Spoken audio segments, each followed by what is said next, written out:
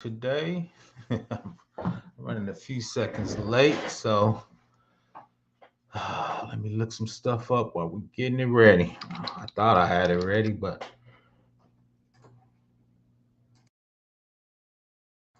obviously I didn't have it ready, so we're gonna get it ready real quick. Look at a couple of these videos and go over them. Mm. Oh wow, that's big. Mm.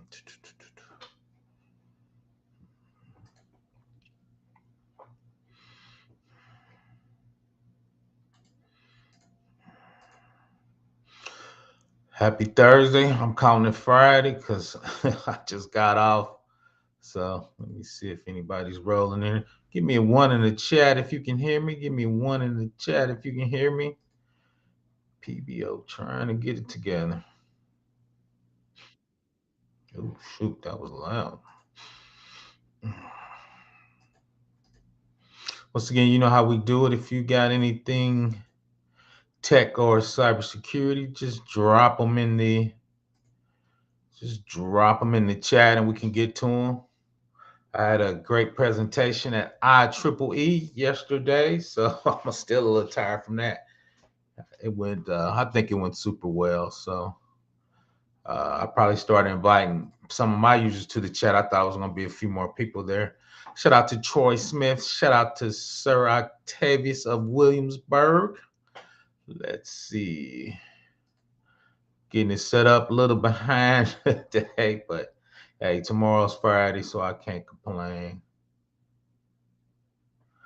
So let's see, I'm gonna do that next. Once again, if you got any tech or questions, we're gonna look at a couple CNBC videos. The White House is trying to do a few a few things to help the United States out. Oh shit. Mm, my fault. I need to cut that down. My ears are hurting. Hopefully that didn't scare anybody. Once again, getting it set up. Like I said, struggling a little bit today, but hey, we're gonna make it happen. Let's see. I think that's cool. Another live, nice, but CS is streaming live right now. Oh, that's cool. Our audience is kind of different, but no, that's cool. I guess I need to start checking that. I appreciate it. I appreciate you, Chris. I guess I need to check. I think my audience is a little different than his, but so once again, let's check it out. Let me scroll it down a little bit. White House cybersecurity advisors company should consider a recent cyber attack a wake up call. Ann Newberry, White House Director of Deputy National Security Advisor for Cyber and Emerging Technology. So she's one of the top White House executives coming in. So let's pick on that and just kind of see what's going on. Been a series of cyber attacks over the last couple of weeks at water facilities and hospitals. Joining us right now to talk about protecting the nation's cyber infrastructure is Ann Newberger. She is White House Deputy National Security Advisor for Cyber and Emerging Technology. And Ann, why don't you give us just the lay of the... So real quick, those are super appointed positions. A lot of times the presidents of one of his guys actually, I'm calling it anointing, but actually appoint those people to work those jobs, which is really interesting. A lot of times they have a huge government service, or they're actually coming from academia. So let's keep going. land right now. We know about these recent attacks that I think are backed by the Iranians. Are we seeing an increased number of attacks from nation states? Good morning to you. Yes, so critical services like hospitals, like water systems around the country are facing persistent attacks from hostile countries and criminals. It's a high priority here at the White House. We've been surging actionable intelligence and advice on how to tackle it. And we really need the partnership of both the companies and the small local and state governments who own this infrastructure to take on and tackle that threat together. Yeah, definitely important to get the word out. But have we seen heightened attack from nation states like Iran? Because you hear about this and with the time. Just real quick is I'm definitely not happy with HIPAA and hospitals. Small hospitals just been getting tore up lately, so I don't think that's really a strong enough compliance to do what they're saying is trying to do. What is that? When you trying to stop a nation state, right? Those are the top of the guys, top of the pyramids. They're buying 0 day attacks, which means those malware has not been seen by any of the virus protection patterns. So unless you uh, buying a high level AV or malware, you're never going to catch it. So when she says stuff like that, I think it's PR. Once again, hospitals are just getting ran over, especially small hospitals. Of the war in Israel and Iran's involvement to some extent in what may have been taking place beforehand. Is this a situation where those attacks on our infrastructure have stepped up in the aftermath? Last week, we did see an increase in Iranian government attacks against water systems. We've been focused on the particular threat, though, to water systems for the last couple of years. So last year, the EPA issued a rule to state governments asking them to deepen cybersecurity practices for water systems.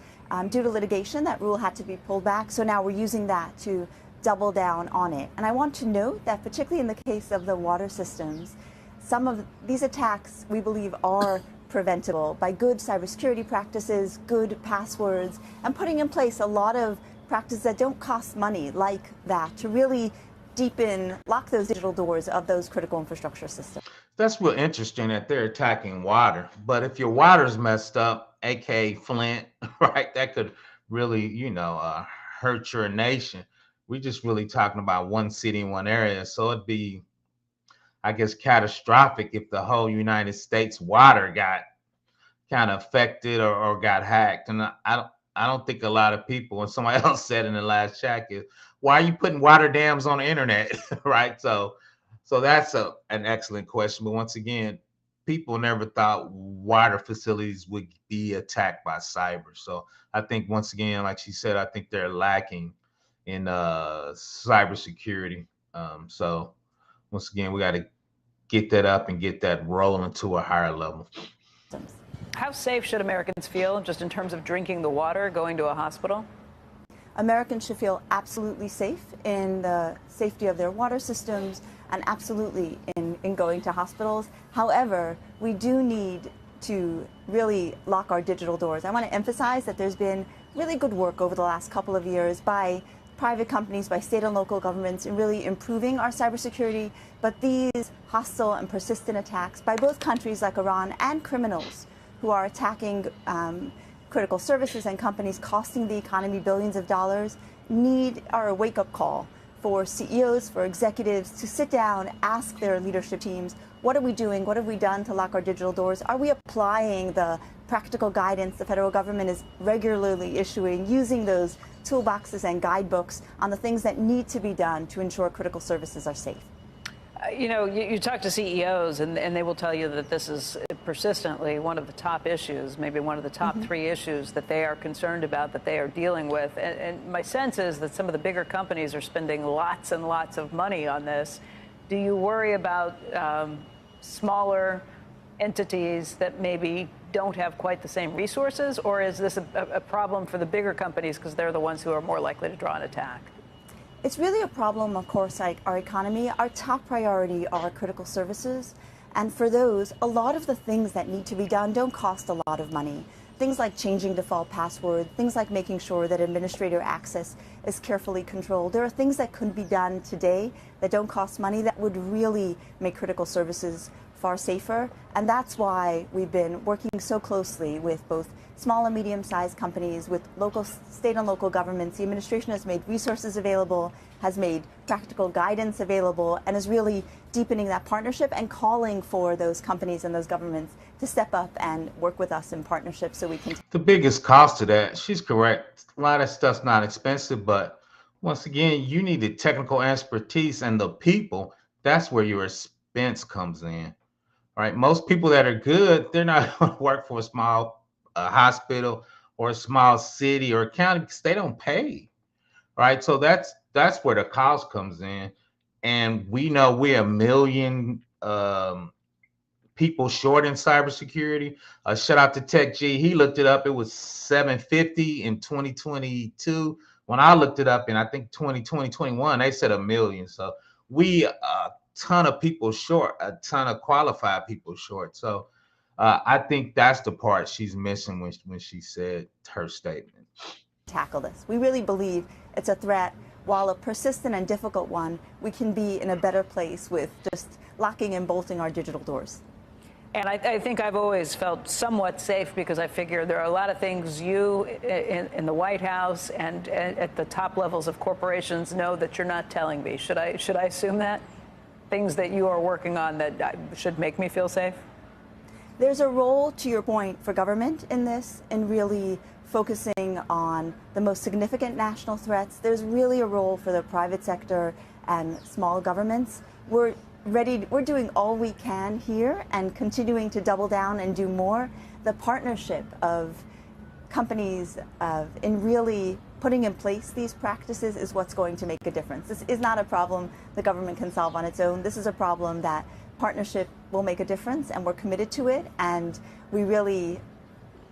companies should consider this a wake-up call to take that advice, reach out to their local FBI, local CISA officials, bring together their leadership teams and say, what have we done to ensure that we're applying this, we're patching systems well, that we understand our risks, and we're doing what needs to be done to be safe online. Do we know, I mean, these attacks on the water systems from the Iranian government, the attacks we've heard recently from some criminals on companies like Clorox and some of the casinos, is that the bulk of what's happened recently, or have there been other things that have been not been made public?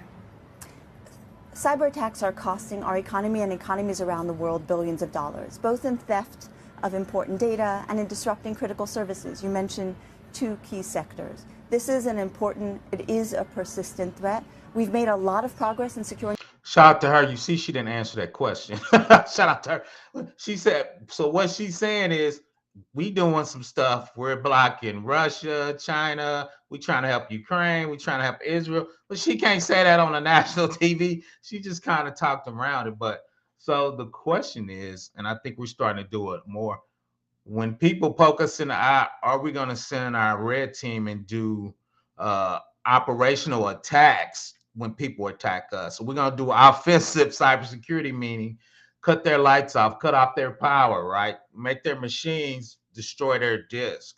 And I think that's what they're trying to figure out. And that's the question she's not answering. So shout out to her. She shouldn't answer that. Do you feel this could create a surge in positions? I mean, hell, we have a million, Chris. What are we surging to?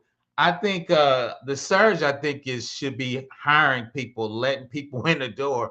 We got a lot of gatekeepers, training, right? I think the government could put funding and grants for training so more people can get in. I mean, once again, we're a million short. Shout out to Tech G. I think he said 775 when he looked it up.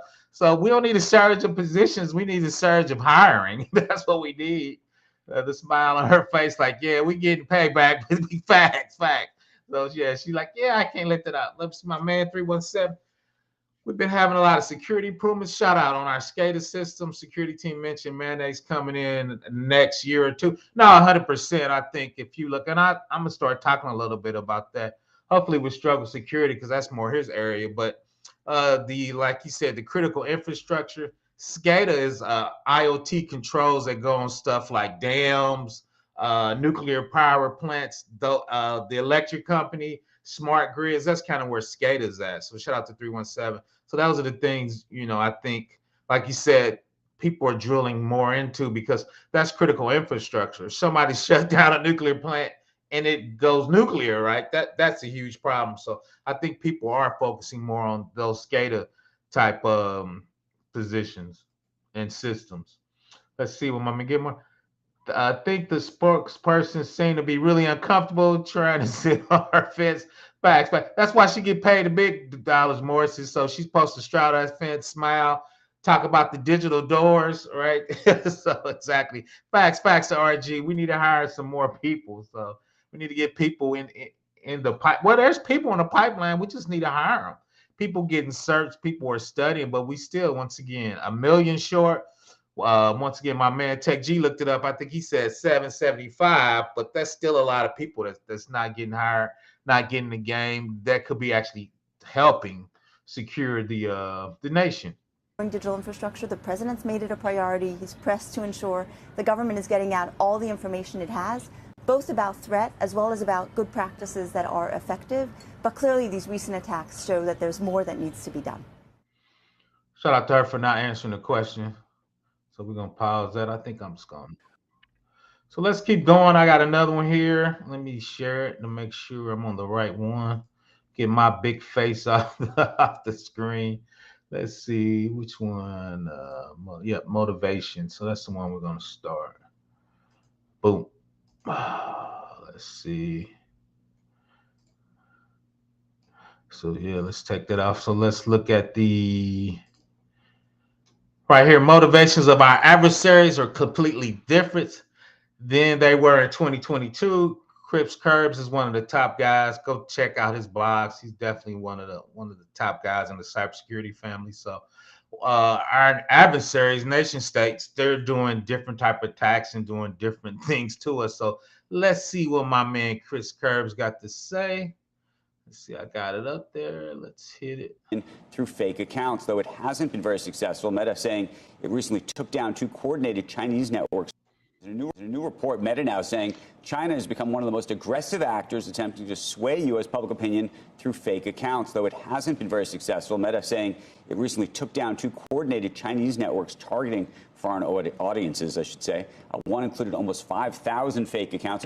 So real quick, elections is part of critical infrastructure. I was kind of surprised when I saw elections as part of critical infrastructure. I always think damn nuclear type stuff, but they actually put that as a critical infrastructure. And people use Meta for disinformation to, misinform you to get you to vote a certain way that will help the Chinese, Russians, or whoever, right, who's attacking us. So let's keep rolling on that. Primarily targeted Americans, often with posts about U.S. politics or U.S.-China relations. Join us right now to talk about all of this, the threatened landscape and other recent hacking news. Chris Krebs, the former director of the government's Cybersecurity Infrastructure Security Agency, is now the president of Pinnacle One. Good morning to you. Morning. How big a threat is it? Which of the platforms do you think are most exposed right now, and what can be done about it, if anything? Yeah, look, this has been going on with China driving information operations for a couple years ago now. So it was about a year and a half ago, a French intelligence think tank put out a report basically calling what China was doing the Russification of Chinese intelligence and information operations. So where Russia has been very dominant in pushing propaganda, fake news, disinfo for years and years, now China's getting into the game, kind of copying the... So once again, real quick, is nations are on Facebook. China, Russia, Iran, Vietnam, all those small communist countries who doesn't like us, because you don't need a big military. You don't need no warship. You don't need to spend, like we did, $900 billion on defense. You just get your guys on the keyboard and start attacking, right? You can shut off electricity. You can shut off dams. You can do disinformation. So from a smaller country, you can get a big bang for the buck with just using your intellectual property, right, when you attack companies. I'm going to read this real quick. Gilmore, shout out to him. If you're that short, maybe OJT, maybe what is needed to fill those gaps. I think that's going to be it. And the big one is going to be automation, AI, machine learning, right? So when people talk about will machine learning and artificial intelligence take my job, the answer is no, because we don't have enough people. We need that to fill the gap in, right? So so from that part. But no, you're right with the OJT. And two is we train a lot of people. Anybody, when I was at the state, we train them to how we want them. When I was at DOD, we train you how we want to do. So that's kind of one of my things when you appear with my man RG said, we need to just hire some folks, right? And train them, right? Give them on the job training, right? Then we got automation. Shout out, everybody know I'm an AWS person. It's a ton of automation, ton of AI in there. We're going to start showing that on our channel, right? So it helps junior people, right? Then the senior people review what they want. But a lot of that is automation scripts, and the junior people can make sure the automation scripts are running properly, double checking the output. We talking about spinning up 400 VMs. They need to check 3 of them to make sure they got spun up right, they got hardened right, they got in the proper organizational unit inside Active Directory or Active Directory in the cloud. So how that gets set up. So there's a lot of work for junior people. Like I said, we just need to hire them. So that's it. So let me let it run, and I'm gonna get my man 317 in there. Just run a little bit. The Russian playbook. They're very active, but to the point I think that Meta has made, they're not quite as successful. So they're not getting the traction they want. There's perhaps some cultural differences that they're not picking up on, but they're getting better with each subsequent iteration. What I'm seeing here is that Meta, across their various platforms, they're committed to rooting this stuff out. They have dedicated teams. Now, they've had a bit of a kind of a drawback in what their resources and headcount is, but they're still committed to it, and they're making these their findings publicly available through transparency reports. Okay, so then the next piece is, what about TikTok? Well, TikTok, I'm gonna stop it before we get to TikTok. I believe we should ban TikTok, but that's a whole nother thing. I think it's controlled by a nation state. I think they're pulling data off there. I think each one of your devices that have TikTok is a national security problem. But I'm old and grumpy, so let me read what my man 317 said. Government sponsor MSPs, only way to solve this bottleneck. All the jobs advertised never going to be filled. They're all senior level. Need investment? No, facts. I think that's what RG said here. And that's kind of what I'm saying with the investments. They have a ton of training dollars. The only way you get to a senior level is you got to start at a junior level first, right? So I agree with you, 317. I think we need to government investing. I think we need to invest in community college. I think we need to cherry pick some of the top boot camps and get people trained in. I think we need like she said at the video before, we need private and public partnership, right? The public part of that is community college boot camps. Each college now has a boot camp because they're doing certificates. So you can get a college certificate doing DevOps and all that stuff, right? Because they know it's hot. So I think that's kind of one of the things they need to look at. And I think we getting there is just too slow, 317. I think it's too slow. Shout out to the best moderator on the planet. Glad she can join me. Let's see what my man Chris said. I agree about TikTok. However, it isn't fair to jump. However, it isn't a fair jump off an unknown 0-day and other social networks or bots on other networks. Yeah, my only issue with that, Chris, and I agree with my only pushback is TikTok servers are in China, right? They said they're in Oracle, but I think they're feeding information back. Meta, Google, even Oracle, even AWS. If we have a search warrant, we can roll in there and take all these servers and put it in saran wrap and roll them out there. Now, I'm not for that. I think that would be an overreach of the FBI, CIA, but they do have that type of authority if they think something's going wrong. You can't run up into China and put no servers in no plastic, right? So I think that's an overreach, but the FBI, CIA can make that happen. Right, and they have made that happen in the past. If they want data, they do that search warrant. Meta and all those big, they're quite familiar with that pipeline with their search warrant. So that's kind of my only issue, Chris, is with TikTok, you can't roll to China and get those servers. So has similar resource investments. They have trust and safety teams. They are finding these sorts of campaigns, and they're taking them down. They're exposing them. The recent EU Digital Services Act is requiring companies to report what resources they have. TikTok has resources. Facebook has resources. Others don't have as much. How do you think they're trying to manipulate, to the extent they can, this political moment? I mean, what is the misinformation that is being put out there? Which is the candidates that the Chinese are trying to stand up? Which are the candidates that they're trying to hit back at? What is the underlying theme? Well, I think it's consistent with just about everything we've seen in the last couple of years. There's always like a grain of truth. And so they're amplifying good stories about China and what they're doing globally and what's happening in China. And they're amplifying similarly bad stories about the U.S. There was a campaign that was exposed about a year ago about rare earth companies, U.S. and Australian rare earth companies.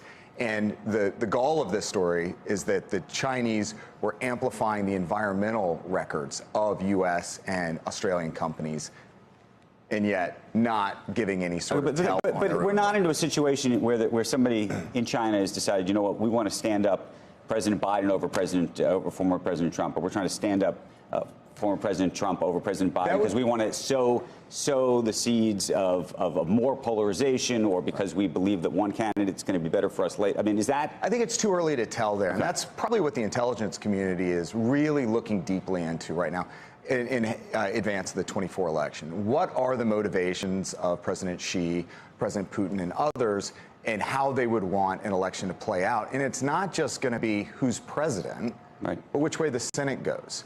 The House is a little bit harder for some of these countries, I think, in their security services, because they're so diverse, and it really is based on individual House races. It's a lot tougher. You said that Meta has cut back on staffing for this. I mean, I knew that Meta had cut headcount. I was thinking more of it was for the Meta stuff, but they've actually cut their staff. They've cut staff across the board, and I think this is the post-COVID contraction when everyone kind of exploded their ranks, and now they're getting a little bit more streamlined. But it's actually been in the places where they're policing. There has been impact, but the folks that I know there that have been there for years are still there, and they're still committed, and they're still executing. I think the big challenge right now, and something that was pulled out of that report, is the recent transparency report, is the lack of sharing between government and the platforms right now, in part due to some of the court cases that are ongoing right now. That's what we talked about, right? The public and partnership.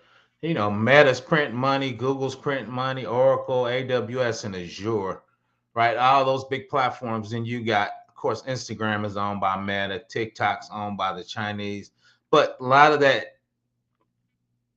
those platforms are definitely in the cloud, either AWS, Azure, or Google, right? Has those platforms. So once again, you need a public and private partnership really for all of that to work with the government and to make sure we're not being manipulated from mis or disinformation, or just dropping malware on everybody's machine and messing with the water, right? So all that's still up in the air. How are we going to protect ourselves for that?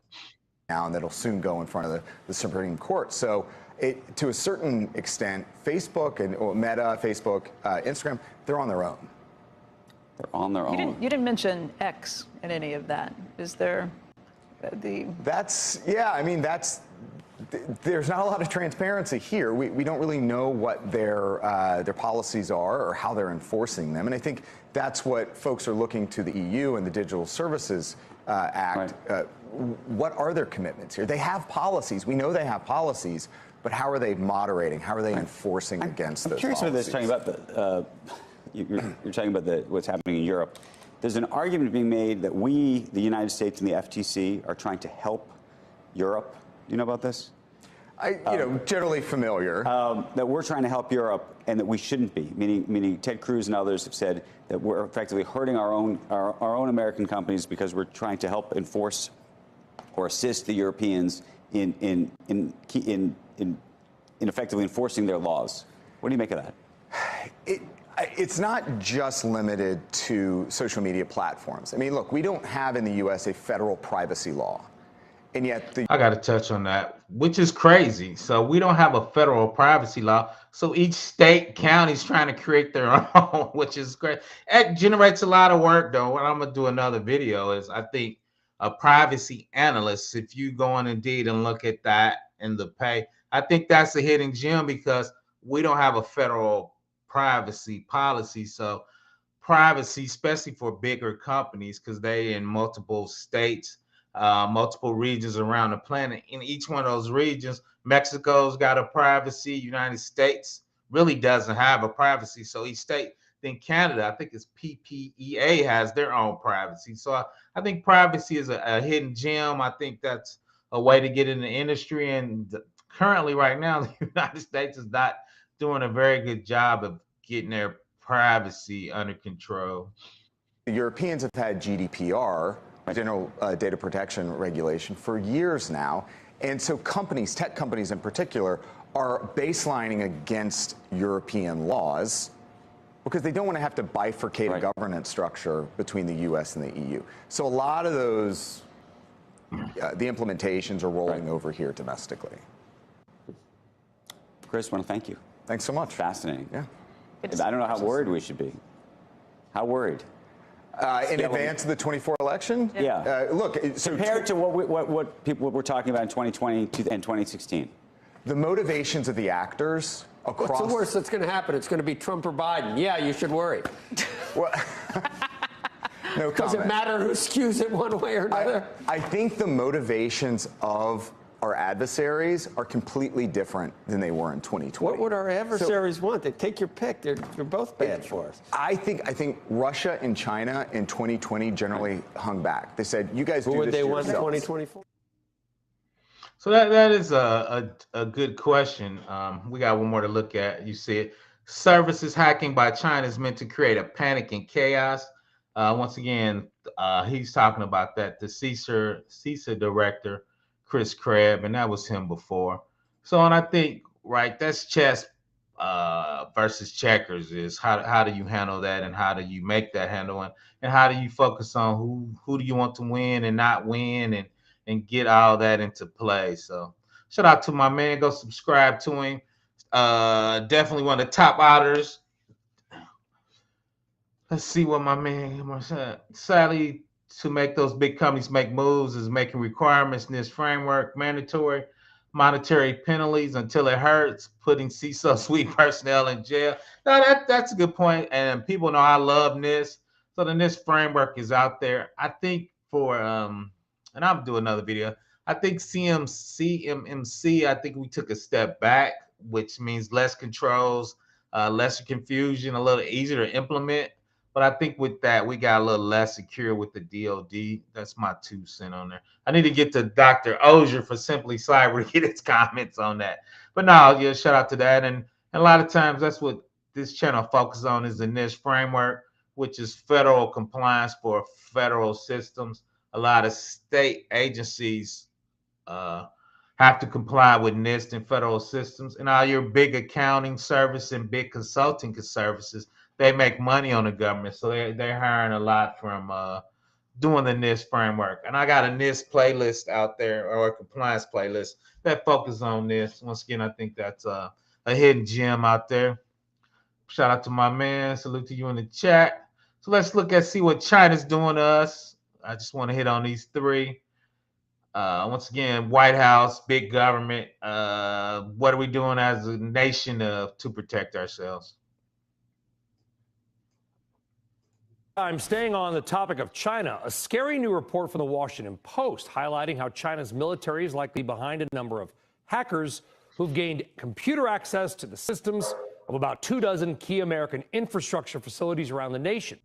Some of the apparently hacked sites include a water utility in Hawaii, a port. So yeah, once again, that's interesting. They're actually attacking water services in different places. So that was kind of interesting. Like I said, are they trying to make our water undrinkable? Are they going to attack us as a nation and attack water, electricity, natural gas? They could attack all of that and try to shut it off at one time. We're in the winter months too, so that would be devastating if they made that happen. So let's let it roll. On the West Coast and an oil and gas pipeline. The report notes the hackers also tried to gain access to the Texas power grid. Now, thankfully, none of the hacks caused any disruptions, but the very act is raising an alarm that China could use hackers to bring down key services in America, from power plants to pipelines to maybe the safety of your water. Joining us now is former director of the Cybersecurity and Infrastructure Security Agency, Chris Krebs. Chris, welcome back. Am I overstating this? I mean, when I read the story, it seemed pretty scary. Brian, you're not alone. As I talk to national security officials, they're extremely concerned about the access that Chinese cyber actors were able to get, and not just in strategic targets, but more broadly in seemingly random or ad hoc infrastructures across the country. And they've come to the simple conclusion. I don't think it's random. I think China's playing chess and we playing checkers. So I think we need to pay more attention to what's going on out there. So let's shout out to my man Wire Dog. Definitely go check him out. Just stopping by. I'm still at work. Facts, facts. I just got off.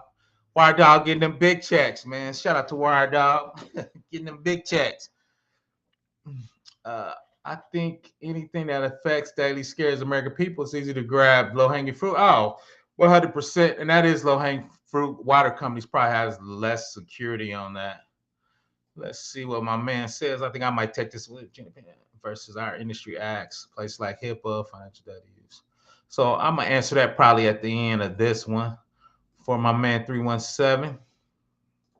That this is not just about disruption and destruction for military purposes, but for also just broader societal panic and chaos in the event of an escalation of hostilities.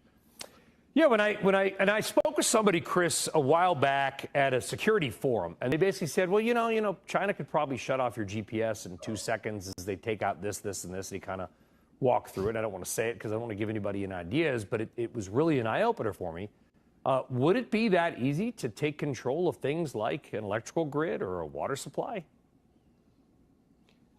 I'm not quite sure they have the access or the capabilities just yet to get into the operational technology. That is incorrect. If you Google, Russia and China's been in our grid for 2 years. We just kicked them out. So, but I think they can easily get back into our grid. I think he's saying, as an ex-CISA director, he's saying a politically correct thing. Those grids aren't secured very well. Things that actually move and click and whir and drive our hard infrastructures, but they certainly have the capabilities to get into the information technology side, the business process side, the corporate networks. And they can create enough havoc there by just resetting servers or shutting down key services that would be able to disrupt the delivery of a service or product to the endpoint. And when you think about Colonial Pipeline from 2021, that was not an operational technology attack. That was on the business side. It was an accounting or billing feature that shut down that led to the suspension of the movement of. That's why I said it easy. Remember, Colonial Pipeline cut off one of the east or west coast. They couldn't get gas. It was because they got through the billing system because it was so easy. It wasn't no super duper mission impossible hack. It was something rudimentary that was super easy about that, right? And they start, shut down half the, United States worried about getting gas. So that's why I said it's a little easier. A refined product. Yeah, I mean, the most important oil and gas pipeline in the United States was shut down by hackers purportedly to be from Russia. Terrifying. Do you think that, to flip it, do you think we have the same capabilities with their systems? I mean, maybe there's kind of a little mutually assured computer disruption. Well, we certainly have a very capable offensive security team or offensive cyber team at Cybercom and elsewhere. But I think we also look a little bit differently at what's in scope and what's appropriate. We adhere to a set of norms where you don't go after civilian critical infrastructure. So we may not play the same game they do, but we certainly have among the best capabilities out there. No, that's true. No, that is definitely true. We could go get them if we want to. Let's talk to one of the most highly rated wealth managers. We could definitely go get them if we wanted to. Let me bring some up because I don't. So let's look at NIST. We want to ask some NIST critical infrastructure.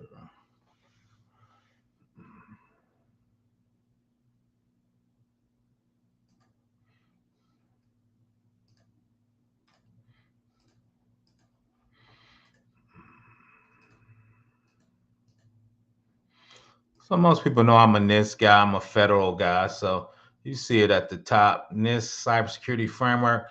This is their critical infrastructure website.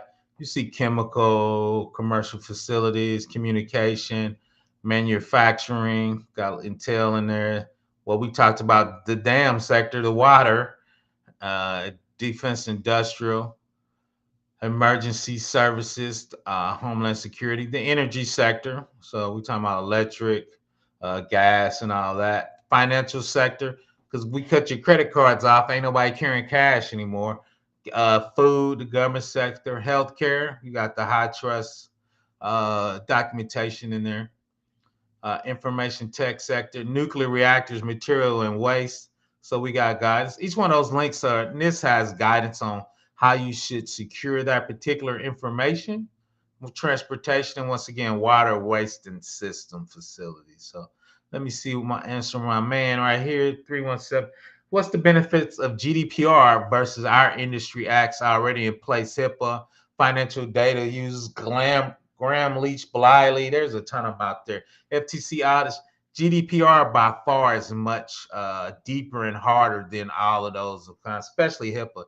GDPR goes into certain details that we don't talk about. One of them is saying sounds simple is when you delete a record inside that app, it actually is deleted. When you delete stuff on Facebook, you go back in the next day, put your same username in there, new password. It's going to bring up your old stuff and connect it, right? Because it says if you want to disappear or become anonymous on the network, GDPR says you have to do that. Nothing in the United States says you have to do that. We talk about cookies and tracking. Now, when you come on, do you want to accept all cookies or the partial ones? That's all from GDPR. None of that's from United States regulation. So GDPR was in front of all that. Now, I think when you talk about CCPA, which is California, New York's, they're actually patterning their stuff off of GDPR because it was so hard and brutal when it first came out. A lot of American companies now are like, at first they didn't want to do it, but it's becoming so popular now. They're actually hardening to GDPR because if they harden for GDPR, that's going to cover them with HIPAA, NIST, IRS, FERPA, because it's much harder than all the other compliances. So 317 GDPR from a privacy, they were the tip of the spear. They actually was much harder than the other ones. Yeah, facts on that. I said that earlier. Why is the damn dams connected to the internet?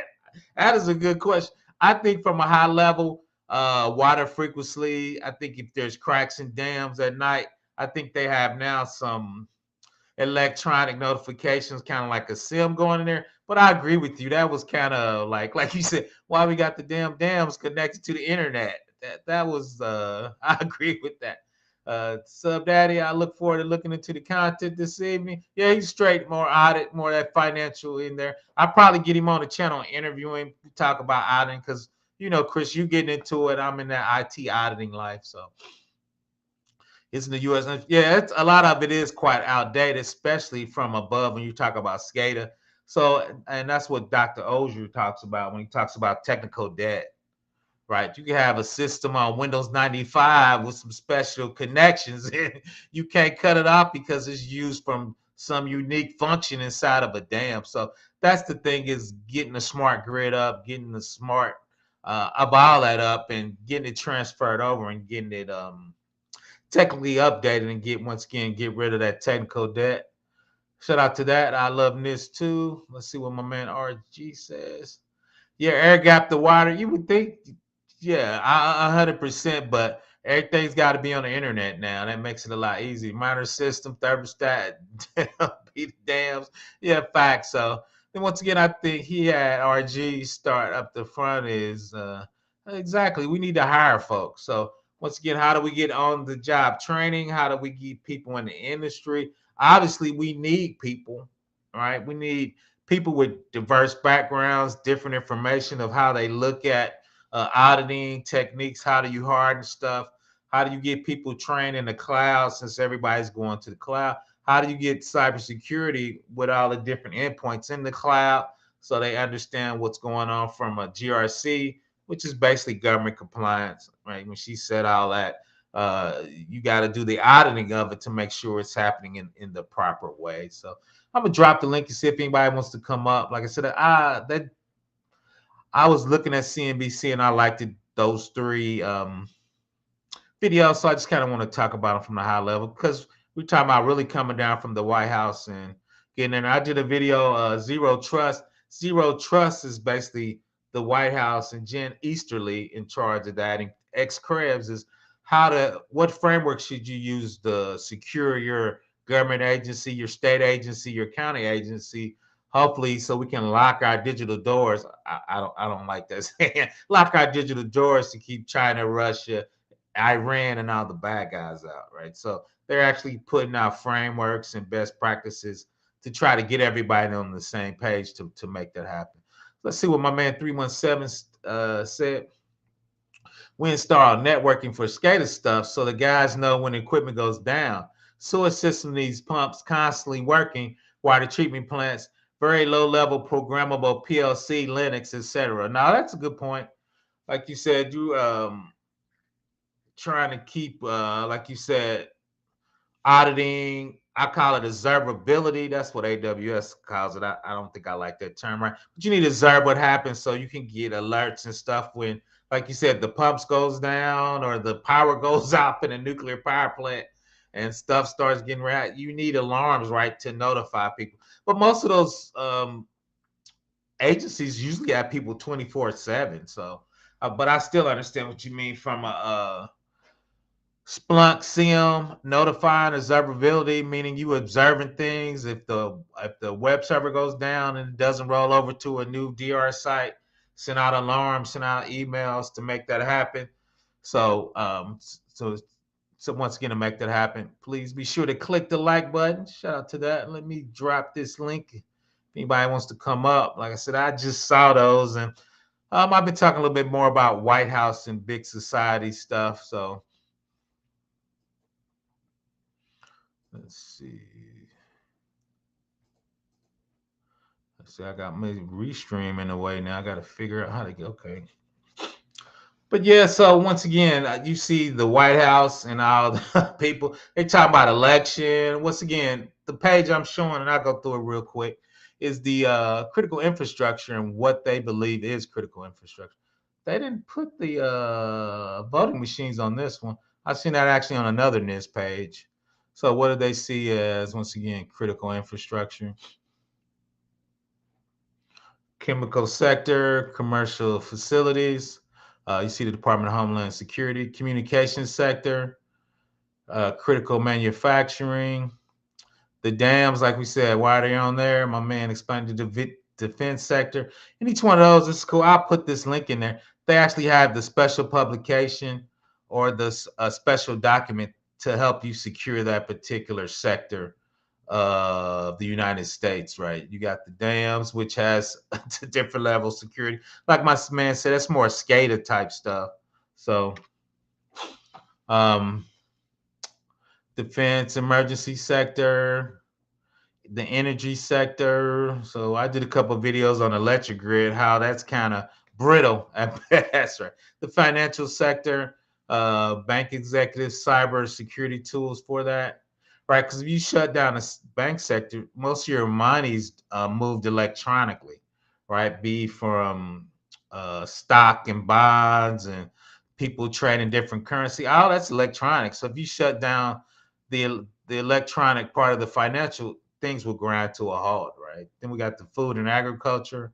We know government facilities, healthcare and public, nuclear information system, transportation.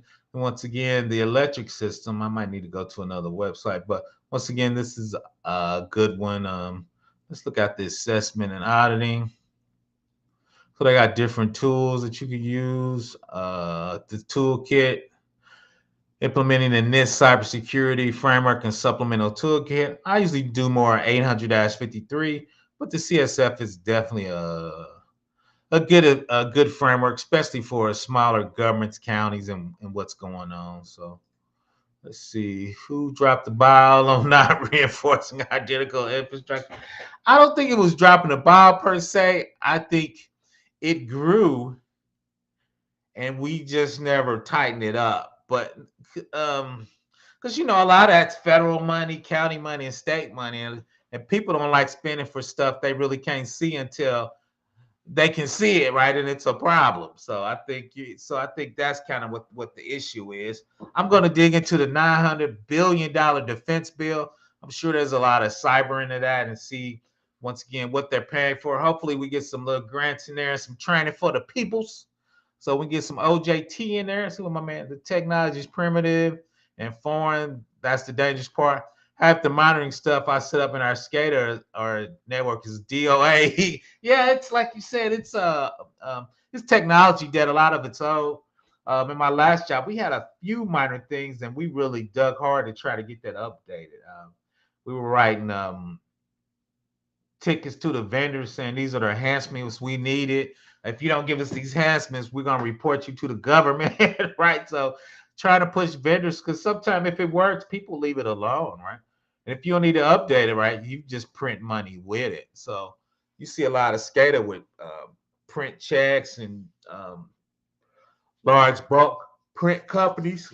I did a few jobs with them, so you see a lot of that out there, which is so. But now you're right. There's a lot of tech debt and trying to get that updated. You think with the cloud, people would be trying to update that to the cloud and make it better, but SCADA, due to the speed of it, most of that stuff's on prem. You don't want to send it up to the cloud; it would take too long, right? Because you talk about nanoseconds and stuff when you're dealing with electricity, water, and nuclear grids. You can't have time to be wasting. So I think a lot of that stuff is still on prem, and like you said, DOA, and a lot of it's primitive, and I call it tech debt, meaning it's outdated and you need to pay off your debt, meaning upgrade it. But that's going to cost money, and some of that stuff is new. You're gonna need new development on it to make it happen. So that's kind of the interesting part on some of that. But once again, hopefully, I don't say hopefully, the United States is pushing that way. The United States is giving grants and monies to help companies push that way. They starting to find people like my man, finding to make it hurt to kind of force them to do that. Let's see. Did I see Chris? I think I skipped over his. Let's see what my man said. I've heard of ISP having issues. Maybe I missed it, but like mine is a small player. I think they have one person on there for their infosec team. No, I see that a lot.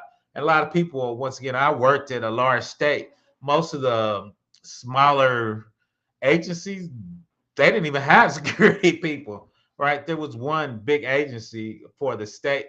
They had the cybersecurity team and the compliance, and they gave the other smaller agency a virtual CISO, a virtual CISO, a virtual compliance director, right? A virtual team. So a lot of times they took that information up from the smaller agencies because realistically, they're using the base setup what the state's using. So really, you could use the policies and procedure of what is called we call it IoT, Information Officer Technology. A lot of state agency has one big agency because you're trying to get bulk savings. You're trying to buy one Splunk and be shared across the state, right? So you can get economies of scale. That's how you can afford a lot of things you can't afford. Let's see. Okay, Chris. Shout out to Before the Billions. Glad you can join. Let me know. I dropped the link. Oh, if you want to come up, B2B, the number one moderator, put it in the chat if you want to come up, B2B. Just talking about White House critical infrastructure, elections, dams. But we can always switch it over to something else that's tech related. So let me know. I know you're a busy man. Shout out to Before the Billions. Definitely pipeline engineer, data lake guy. In the old days, we call it data warehousing now, but it's done morphed into something else. Um, so definitely going to interview him in 2024. So I'm going to start interviewing people again in 2024. I'm lining some people up. Hopefully, I got a couple CIOs out there. I got a couple Splunk experts out there. I got a Oracle big database platform guy out there. I got a couple people at AWS, but they got to ask permission. I'm like, I see people from AWS all the time. That's cool. That's cute. I'm gonna call in a few minutes. Okay, that's cool. I'll hang out. So yeah, so that's it. So oh, shout out to Gail with the before that. So let's dig into a few of these. Let me go. I'm gonna go NIST 800-53 critical infrastructures and not CSL. See what they're talking about. Man, I am so glad tomorrow's Friday. So yeah, let's see. Now let's keep digging. So the weird thing is, and I guess I'll bring up that real quick while we're waiting on B2B. Bleeping computer. That's where I usually go. And let's look at the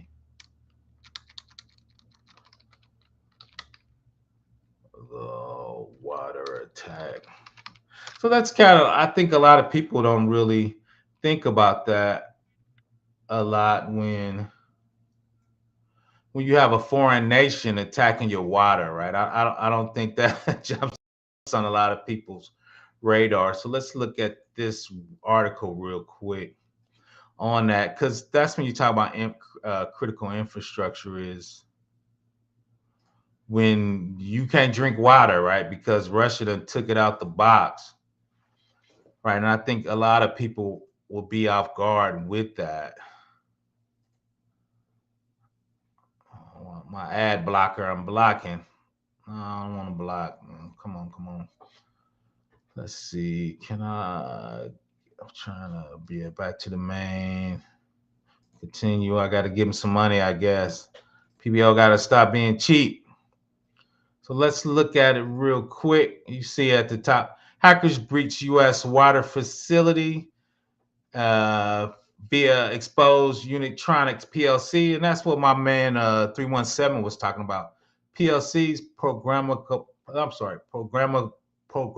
logic controls, right? That's SCADA. That's a little old school, right? So that once again, like he said, those are outdated. So people are attacking us and getting into our water and could make it not drinkable, right? Could have shut it down basically, right? And how that would work. So let's look at it. It's relatively new, November 29, 2023.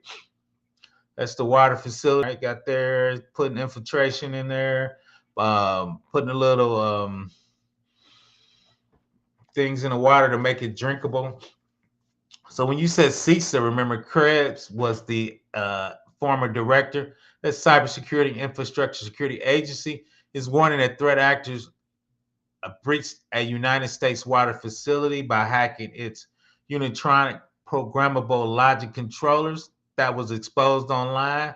Shout out to RG. Why is that online? But my man 317 explained that to you, right? It's keeping track of stuff. If something's not working or pump's not working or the I want to call it bleach, but it's not bleach. Trying to make your water get the bad things out of it. It's got to be at a certain level, right? So you can drink it. If those levels are not at the proper levels, right? There's alarms that goes off. So it's constantly testing that to make sure you're aware of it.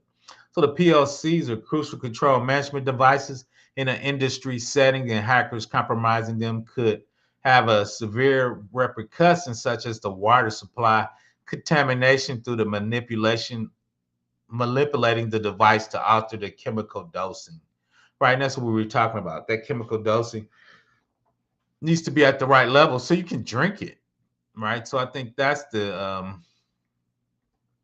interesting part of that, right? So let's keep going.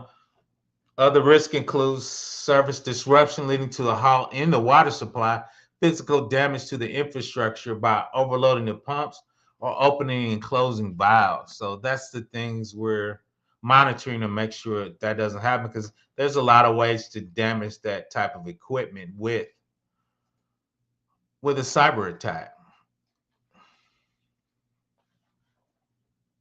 CISA confirmed that hackers have already breached the United States water facility by hacking these devices. However, the attacker didn't compromise the potable water supply for the served community, right? She said that we didn't have anything to worry about, right? That sounds like we need to worry to me. The cyber threat actors target PLCs associated with the WWS water facilities, including an unidentified Utronics PLC at the U.S. water facility. That was actually a CISA alert. Let's see if we can look at that CISA alert. Let me see what that alert looks like. Yeah, we'll read that, then we'll look at the alert. And as a cyber guy, especially in the federal space, they always sends out CISA alerts, so you should always look at them. Even a lot of times, even if you don't think they apply to you, you could have that version of the software running. You could have something similar to running. So you want to know what type of attacks are happening out there, so you can see if you could block that attack, or do you need to upgrade your current architecture to pay to block that type of an attack. In a response that affected municipality water, authority immediately took the system offline and switched to manual operations. There is no known risk to the municipality drinking water or water supply. The agency underlines that the threat actors took advantage of poor security practice to attack the Unitronic Vigis Series PLC with the human machine interface rather than exploiting a 0-day vulnerability on a product. Once again, the recommended measures for the system administrator. So this is stuff we're looking for in our organization, especially if we're doing this type of work. But what does the government thinks you should put in place to make sure you hack that? Right? So let's see what my man 317. I'll go back to network security hygiene. None of these devices have public IPs, so they have to get inside the network first and pivot. No, that's true, but there's so many vulnerabilities on the internal network that's kind of easy now, 317. But you're right, definitely don't have public IP. So let's keep reading. So they want to replace the default electronic PLC password, ensuring 1111 is not used. So that's probably the default password on that particular device. We want to implement MFA, multi-factor authentication, to all the remote access to operation technology network, including access from the IT and internal networks. Disconnect from the PLC from the open internet. If the remote access is necessary, use a firewall/VPN setup to control access. Regularly back up logic and configurations for a quick recovery in case of ransomware. Avoid using the default TCP port 20256, which is commonly used by cyber actors. If possible, use a different port and employ PCOM TCPI filters for additional security. Also, update the PLC and HMI firmware to the latest version provided by Unitronics. And this is what a lot of companies don't do is the firmware. The firmware is on your PC. The firmware is definitely on PLC. Firmware is definitely on your Cisco routers, all right? Your VMware has firmware for those servers. Most people, even large companies, forget to update their firmware. So there's a lot of attacks. The firmware is what is used to control your hard drive, control your operating system, to control your ports and different things of how your actually hardware operates. But that too has vulnerabilities that you need to update and lock down and make sure you don't get attacked. All right. So that's what we're trying to do. So once again, got to get on that firmware. While CISA advisories did not specify the threat actors behind the attack, Cybersecurity reported that a recent attack on a municipal water authority in Pennsylvania was conducted once again by the Iranian attackers. As part of the attack, the threat actors hijacked the PLCs to display a message from the threat actors. The CISA also announced in September 2023 a free security scan program for let me read that real quick. For critical infrastructure facilities like water utilities to help them identify security gaps and protect their systems for opportunistic attackers. What's up, B2B? How you doing, man? I'm doing well. How are you doing? I'm struggling, man. I need Friday to get here. I'm on my last leg, man. Mm-hmm. Let me read a couple of these chats, then we'll chop it up. Let's see. Carmel Drip, guys, good show. Get info, PBO. I appreciate that. I plead the fifth on firmware updates and everything. Shout out to we know 317 is on top of his game, so we ain't gonna be mentioning that. But there's a lot of companies that struggle with that, and a lot of companies because there's so many things in cybersecurity happening. Firmware is the last thing on a lot of people's mind. Now, MFA is getting pushed a lot, even though it could be hard to roll out. But that firmware update, I think a lot of people are missing that. So what's going on in your life as the engineer, pipeline, doing all the great stuff? What's going on with you, B2B? Everything's going well, PBO. I wanted to add on to this because upgrading things for even for like a smaller team is a big task because not only do you have to get all of the dependencies whenever a new patch comes in. B2B, so do me a favor. I'm gonna interrupt you real quick, but keep going. I gotta go let my dog in. I'm gonna let you run it. So I'm keep going. Keep going. I'm gonna let you run. I'll be right back. All right, PBO. But yeah, so I wanted to bring up is that even for like small teams, just having an upgrade to like the database will take a lot of preparation and planning. So, as an example, we had to do an update within Google Cloud Platform, and Google Cloud Platform has a whole bunch of different products. And each product, you may also have packages within those products that have dependencies that may be changing due to the new patch. So let's say you want to upgrade to the latest version, which is 2.0. But 2.0 introduces a new field into the database.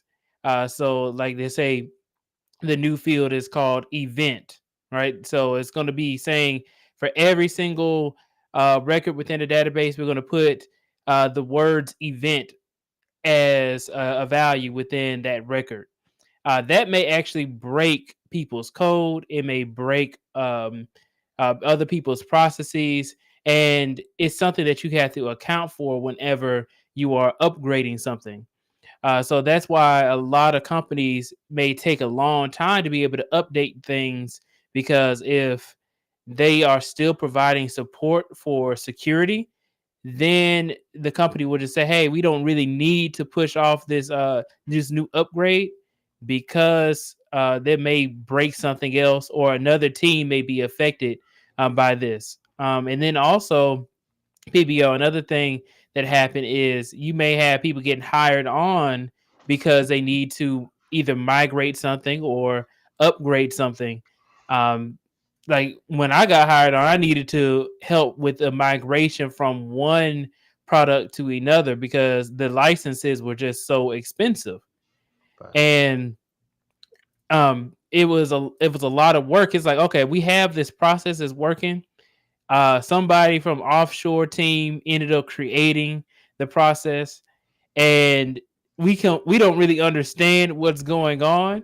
So now we need to figure out, okay, what's going on within this code, so that way whenever we do plan on doing this upgrade, because they're going to be stopping support of the previous version, now we want to go ahead and hire some new people to work on this migration and or upgrade. So, PBO, what do you think about that? About because I know you were talking about firmware updates, mhm. and I'm more so talking about like in the updates in the cloud, and then also with software updates as well. No, and I did that for years. No, you're right 100%. And that's called tech debt. Some of that tech debt, like you said, could be too expensive and we need to get over another database. It sounds simple, but I'm an Oracle guy, man. We had triggers and stuff. People were doing some not standard stuff. So when we start migrating, it's like, well, who did this recursive trigger? So, like you said, that's technical debt. So when you move to the database, can you even port that code to it? Do you have to rewrite it? Or like you said, a lot of times is some people trying to save money by using offshore talent, but sometimes that offshore talent is not very good. So Mm-hmm. they got hacks and spaghetti code. It's not standard. Half of it's not even into the repository checked in right, or they got stuff that's all over the place. So when you try to do a big migration, that's why they fail or take forever because people didn't do the proper thing or use agile code or use a repository to check it in. Or the big thing is they don't have tests for each part of their code. So when you migrate it, you can't even test it, right? So you're trying to do Mm-hmm. test now. So all that's part of technical debt. Shout out to my man 317. So when you try to do firmware or even stuff bigger than that, do a code migration or even go something simple, going from 2014 to 2019, right in the operating system. There could be certain calls that they were trying to make in 2014 that don't even exist in a 2019 operating system. So now you got to figure out what's going on with that. So any part of migration, like you said, even down to firmware or bigger when it's like a big project. And Mm-hmm. like and you hit it on the head is the next big migration they're doing it slowly now is they're porting smaller workloads to the cloud because people are trying to get rid of their data centers on prem a lot. So that's coming and that's going to be difficult. And there's a lot of tech debt. Mm-hmm. So Yeah, I And know that's common. Go ahead, Pete. and Go ahead. another thing is you'll see companies keeping their their already existing like on-premise databases Mhm, and just pushing it to the cloud, but it's always getting pushed to the cloud. So mhm, the cloud may hold all the historical data, but they may have to let go of some of the data that's older, that's taking up a lot of space on the on-premise databases. So like right. data that may be 2 years or 3 years old, and it gets expensive to keep all that on premise Mhm, versus putting it into the cloud, and they have their different cloud storage mhm. types. So you Yep. can have like something that's in cold storage, Yeah. or and something that you can use pretty much every single day. Yeah. It depends. They have a whole bunch of different packages just for your storage of Yeah, data. AWS has 6 packages. So, like you Mhm. said, it could be easily read, or it could be like I do a lot of IRS work. We got to keep the data for 7 years. So they got things where they charge you a penny a terabyte, but it's going to take 12 hours to get back. So, right. Mhm. So the level of that, but so that's like you said, understanding your data. And like you said, it used to be, it's still expensive to keep it on prem. A lot of people doing that in the cloud because AWS and Azure and Google has, like you said, different level of storage, how quick they need to get it back. So, and then two, how cheap they can Yep. charge that for you. So that's definitely one of the big things when you go to the cloud. And And PBO, another thing is sometimes you'll have data that will be useless mhm, at a certain point. So I hate to say it, COVID, right? That was one of the things that was really big, back in 2020. So 2020 all the way to 2022. Now 2023, everybody's kind of like, walking outside with no mask and stuff. yeah, You can still be able to get a job without having to get vaccinated now. They kind of lifting a lot of those things. true. So you may have companies with a whole bunch of data tracking people's that medical information, but it's pretty much useless now for the majority of companies because now they're opening up a lot of things. So remember how you couldn't travel and you couldn't get a job and all this other kind of stuff? Yeah. Um, Now they got all that information and there's no real use for it. No, it's funny that you brought that up is because I'm kind of I'm kind of curmudgeon. So the job I was at, you had to have a COVID shot. And Hmm. it seemed like everybody was scared of me. It was a small company. I think we had 300 consultants. The president of the company called me up. I was like, I think he was really surprised. He thought I was going to push back. No, long story short, I come from DOD. My father's ex-military. I never went. So I'm gonna tell you about it, but 9 times out of 10, I'm gonna follow the rules. So I think he was surprised when I showed him my card, right? Because I went on ahead and got the COVID. For me, is I respect your decision, but I respect the company's decision. If they want me to have it, I don't get it, then they could fire me. I respect that. So Hmm. I needed my job. So once again, I just went on and got it, right? So now Yeah. we can discuss the efficacy of it. Should we did it? Is there other things, right? But at the time, that was the rule. I thought about it, so I just made a decision based on that rule. So that's it. Hmm. And not even just not even just COVID, but it's also other things. Maybe something weird like a business unit we don't even use anymore. Like Oh, this fine. product isn't even used. We have all this information that doesn't apply to anything else. It's just useless data taking up space that they're just storing. So you can put it Right. into a cloud data storage Mm-hmm. um plan that could be like, okay, we don't access this in a year or in Right. every quarter or something like that, No, and it's way cheaper as opposed to keeping it on premise. no, 100%. Once again, Oracle's is called Glacier. That's a cool name for cold storage. So they got stuff where it'll use artificial intelligence machine learning. So if you don't touch this data for 3 months, it moves it into a cold storage. If you don't touch it for a year, it'll move it to a colder storage, right? So Hmm. if you don't touch it for 2 years, it'll put it in Glacier and it takes 12 hours to get back because it assumes if you ain't touched it in 2 years, I'm gonna give you the cheapest possible price for this data, right? So it uses that as far as artificial and machine learning to help you classify your data with the level when you need it. And once again, being Mm-hmm. in compliance, some of that stuff we're never going to need it unless we go to our auditors and somebody asks for something super specific, right? So Mm-hmm.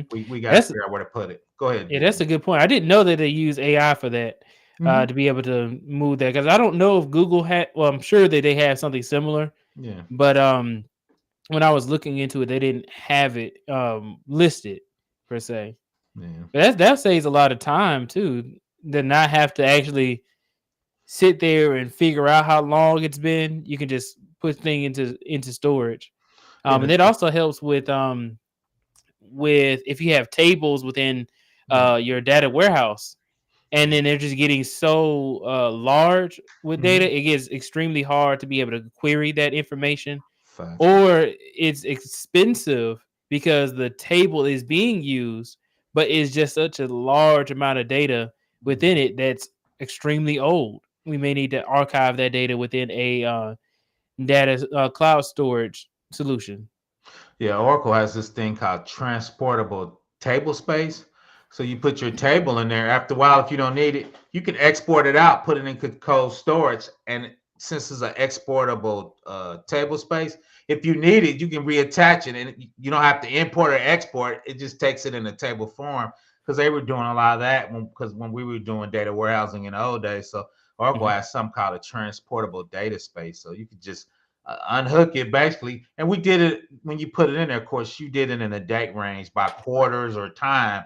So this table space is for this year and this quarter. So once again, you can export. Then if you need it for some reason, you can import it back in and hook it up, right? So you wouldn't Mhm. have to once again pay for the storage part. Then two on the cloud, the longer your query runs, the more you get charged, right? You get charged for time. So the with those exported table space, you could save money on both of those type of queries and storage prices at the same time. So Yeah, long running queries.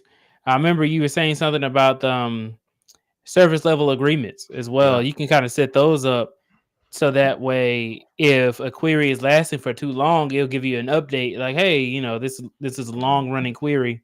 You may want to look into this because that's money at the end of the day."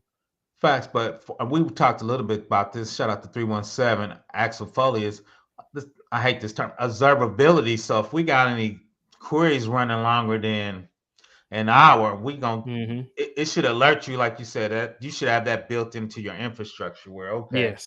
now sometimes you're gonna have a data warehouse query, it's just gonna run because it's looking at, 10 years of data or something, right? That's different than you got an everyday query. Because a lot of times we did somebody dropped the index and nobody realized they didn't put it back on. So this 5 minute query was running for 3 hours, and we were like, what's going on, right? So it could be something as you need to just put an index back on this table, right, to make it run efficiently. So those are the things you should have in your database, and your database should be looking for those type of enhancements once again for your queries, your indexes, and that type of information for your long running queries. So Hmm. Yeah, and data observability is something we have as well. It's important because you get an email to everybody. yeah, Everybody gets an email, and your manager will just reach out to, hey, let's just look into this. yeah. That's the cool and not the cool thing. Now, managers being dashboard, I'm like, dude, you don't even know what you're looking at, man. You just calling me. PPO, what does that look like? I'm like, it's supposed to run, man. That's the quarterly batch. It's gonna run a minute. So, but Yeah, it's gonna take nah, a but while. yeah, but everybody got a dashboard. So now people looking at dashboards, they don't understand. But it's good. Shout out to my man. Shout out to Gail. Nice. Go subscribe to my man. B2B. He has some great content. Hopefully you get your interviews going back on. You kind of got me off an interview because you had those three Microsoft guys, man. I thought your channel should jump up much higher. I'm like, I'm gonna have to rethink what I'm doing. Those were some Yeah, dope interviews. Go ahead, man. Those were yeah. I some got dope. another interview. I just haven't edited it to put it up. I kind of want to just post it and then edit it later. Um, but I'm looking into some AI tools that will be able to get all the ahs and ums out of a Nah, I like that. Go ahead. yeah Yeah, I'm out of listening. a video, so Yeah. that way it makes the editing process a lot more easy. I heard about it from Keep It Techie and Citizen Lou. I think I did. I think I was on there with you when they were talking about that. I Hmm. haven't looked in those two. I need to upgrade my content. I'm just kind of like, hey, whatever. I like you. I'm gonna start interviewing people. I need to start cutting them out and make them into shorts, right? To pinpoint them after the long interview.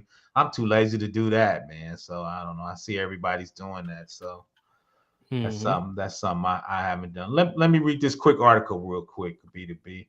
Okay. If you see that on the screen, that's from CISA. Those are the alerts you get. So if you or if you have an Oracle database or SQL Server or Patch Tuesday, usually you can get alerts from the company and not just CISA. So they'll give you alerts saying these are the issues with it or these are the things that you need to patch. So we're going to read and see what that actually looks like in real life. So it says CISA responding to an active exploitation, meaning it's being attacked in the wild right now. The Unitronics PLC used in water and waterways treatment sector. The cyber threat actors targeting PLCs associated with wastewater systems facilities, including identified electronics PLC. So you can look up and see if you were running that particular PLC, which is electronics at U.S. water facilities. In response, the affected municipality water authority immediately took the system offline. So they let you know they ain't playing. You need to take it offline and go switch to manual operations. There is no known risk for municipality drinking water supply. And if we look down here, I'm gonna jump down. Change all your default passwords. That's how they were attacking it. Require multi-factor authentication. Shout out to my man 317. Disconnect the PLC from the open internet. Shout out to RG. He's like, why we still connected? Why we connecting the dam and the water to the internet? Implement a firewall / VPN in the front of the PLC controller. Use an allow list of IPs. So we're gonna whitelist the IPs saying these are only IPs that can touch our PLC controller. You want to back up your logic and configurations for the PLC. If possible, utilize a TCP port that has a different than a default port. Because a lot of times, if using a default port, the bad guys know what that port is. Once again, update your PLC and HMI to the latest version. That's kind of like that firmware stuff we were talking about. Let's see. Hmm. Let me answer these. Somebody gave you a shout out. Google me, B2B professor, Black Ops. Let's go. We always get. I'm a cybersec student at WGU, looking to do some free work to add to my resume. I can edit these videos for you, PPO, if you're interested. Yeah, reach out to me at Professor blackops at gmail.com. Shout out to my man before the bill. He's a little more techie on that. He might not need your services, but reach out to me. I'm kind of lazy, man. We can talk about it. I need to do a little editing. Yeah, you were just saying how WGU is the blueprint. Yeah. Shout out. Yeah. I think WGU because they take your work experience and add it to your bachelor's. People were getting a bachelor's in 18 months because their work experience and their life experience account. And to a lot of their classes, once you finish, they line you up to take the cert. So I'm a big WGU fan. I worked with two guys from WGU and I thought they were good. So um, Hmm. that's funny. I just remember saying that, but yeah, no, I think a lot of people. That's why WGU is taking off for that, and I think it's one of the hot online colleges, and I think it's adding a lot of value. So, 100%. Hmm. Was there anything else you want to talk about, B2B? I'm running out of gas, man. Oof. Glad Well, I'm. I just wanted to bring up that I think that it's extremely important that we highlight how big ships are hard to turn. So Oh, facts. when we're talking about these companies making these changes, even getting to the point where they have the MFA takes a long time or single sign on. So because it affects so many different parts of a business. For an example, right? We wanted to have all of a particular business unit migrated to a new one, right? So we want to have people who are on the technology side, right? Who have technology jobs or are recruiters for technology jobs. We want to have them go from this business unit to the other business unit. So it's just changing their email address from one to the other. And that took a whole bunch of coordination and planning, because you had to update the Active Directory, you had to Mhm. update the single sign-on, you Mhm. had to update all the products that they may interact with, and Mhm. and it's varying levels of difficulty, because there are there's certain things that are behind the scenes that are dependent on other processes. So you may change it in one place, like you may change the Active Directory, and now they have the new email, but then now they can't sign in to the software that they've been using every single day, No. or an internal tool that you have to update as well, which can be difficult to change the code for if you, let's say you hire on somebody offshore, or you hire on a whole bunch of contractors who may no longer be there, and then they may not understand how to make that change. So those are a lot of the reasons as to why it may take a long time for companies to be able to make these changes. And that's another reason why I'm glad that you bring this up, PPO, to show just how complex a simple thing would be for an individual, Mhm. but for a company, it would be extremely difficult. Yeah, like again, I worked at a big state, and you're right, and the stuff you think a lot of times, and we forget some, and a lot of times too is since those are so big in Active Directory, a lot of times they don't have really a place to test that, right? So they're kind of like, okay, I think it's good. We got the Active Directory. We did Yep. this little test over here. But when you roll it out to the full infrastructure, oh my God, we done broke the DNS because it was looking for the name, or we changed that part of the name and we were using it to double check something Yep. else. So yeah, Just for a rebrand. yeah, Yep. so I think, and I tell a lot of people that, and you hit it on point, is when you do big migrations, project management, and getting multiple teams on the same page is a monster, right? Because you're dealing with the cloud guys, the on-prem guys, and sometimes the Cisco guys and the Juniper guys, the DBAs, then the developers got to test, because sometimes what you change could affect all those areas at one time. So you got to make sure you have a test suite, or those guys really got to know that stuff inside and out. And a lot of times, a couple of those guys done left. So you like, oh my God, we doing this with a ring and a prayer, right? So, like B2B said, a lot of times the things you think are simple are super hard. So, um, Mhm. let me see what my man 317 said. Getting free trials to test in your network and comparing license fees can take months by itself. Oh yeah, facts. Yeah, because people don't want to let you change from their software. We try to change, they try to charge us more money. So it's dangerous out in those cybersecurity streets, depending on what people do. So that's interesting. Mm. Mhm. So go ahead and kick it off, BDB. I'm going to shut it down. You got any last words? I'm going to relax a little bit and watch the football. Maybe you going, when you going live again. Go Yeah. subscribe to my man Gil at night. Put the link in there, so I'm highlighting. It's gonna make sure you go subscribe to my man. Go ahead, BDB. Yeah, may go live. I'm going live later on tonight, Okay. and may go live at like 7 my time, so 7 Eastern Standard Time. I'm Okay, gonna that'd be switch my it. time. Okay. Yep, and then it's gonna be about. I got a weird comment, and I wanted to kind of highlight it, talking about software engineering versus a business opportunity, Oh, I and saw that. I saw that. yeah, the MLM difference. versus software engineer. I saw that. Yeah, Now you mentioned it. Go ahead. I saw that. yeah, I got it. I got this weird comment, so I wanted to do a live stream on it and talk about the key considerations between the two, and I have a story to go along with it as well. I got a So story to add to that. Long story short, I started two businesses. I lost about $100,000. So, so I got a story. Go yeah, ahead. I'll be over there. Go ahead. Go ahead. Go all ahead. right.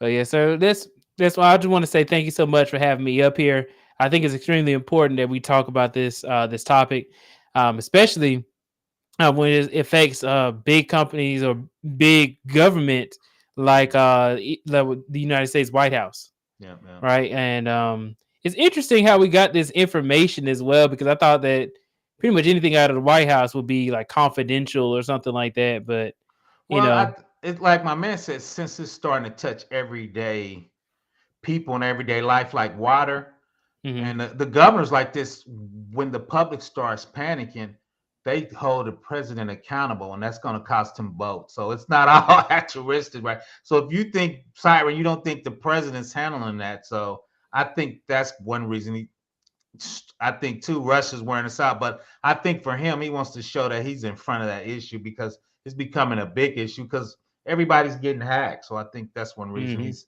got a spokeslady out there saying stuff without saying something. But Yeah, I do want to say this though too. It's pretty interesting because it's like, yeah, you hold the president accountable, but it's kind of like, yeah, he's not the one who's understanding this. yeah, but You it's know. just but think about this, and I don't disagree with you. Hmm. When Equifax got hacked, they fired the president because the stock price got hacked, but he ain't patching, he ain't doing none of that. When your Hmm. stock price get cut in half, people wrote because he's not responsible, but you're responsible because that's your org, right? So the president's Hmm. org, so he's got to make sure he's putting the people in place that can handle their job. So he's really graded on. If those people aren't good, you put them there. That's your fault. But nah, I hear what you said. But yeah, Equifax fired the CEO, the CIO, and the CISO because they got hacked. They fired the whole suite almost. So Yep. Yeah, a lot of people. I remember my previous company. They ended up getting hacked, and it was a big thing. And there were so many people who left, and which is also another thing is there is a thing where people move companies together. Have you ever facts. heard of that before? I Like did one it. person leaving in, several I people move with them. I did that when our project manager left DoD to become the CIO of the company. She took Hmm. 5 people she trusts. So she was Yeah. trying to do some sting in DoD. So she asked me would I come. She said she's gonna give me 30% raise. I was like, when you want me to start? Right. All So right, 30% raise is good. yeah. But Yes. two, once you get to that level, B2B, when a CIO moves, he bringing his lieutenants with him because he trusts them. Because usually you Hmm. going into a bad spot. So you bring in people with you trust because, like you just said, you trying to turn this big ship around. You ain't got time to keep an eye on everybody. So you need people you can roll with, man. But go ahead. So no, that's Hmm. common, especially at big companies. They bring it in their staff with them. Yeah, that's good. But yeah, well, that's all I wanted to say. PBO, appreciate you for having me up. Yeah, you going on at 7? Everybody Yeah. go from my channel to his channel. You got 28 minutes. Go grab you a sandwich with no and go check out my man B2B. We're gonna talk about. I'm gonna chime in. Of course, I'm gonna support my man. Is everybody's not meant to run a company. Everybody's not meant to be an MLM. I shout out to us in the community. Everybody ain't no big boss. So PBO makes a good living just being a standard employee. I do okay. I do okay. So I think that's kind of what you're talking about, right? And how that goes, especially from MLM. MLM is a different beast, man. I get invited to so many. A couple of my homies joined them. I supported them. My team, they're not gonna sign up for MLM, right? So I Hmm. ain't gonna steal your thunder. I'm gonna leave that to you. But go check my man out there. We're gonna definitely chop it up about this subject. Yes, sir. Appreciate you for having me up. All right, we'll be over. Everybody going to B2B at 7.